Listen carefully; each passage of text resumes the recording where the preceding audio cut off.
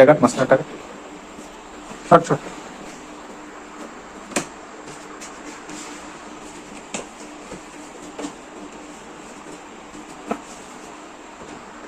শোয়া দে, শোয়া দে, উল্টে দে। এখন তুই লাগাবি হলো রয়্যাল প্লাগের বিট, চিকন বিট।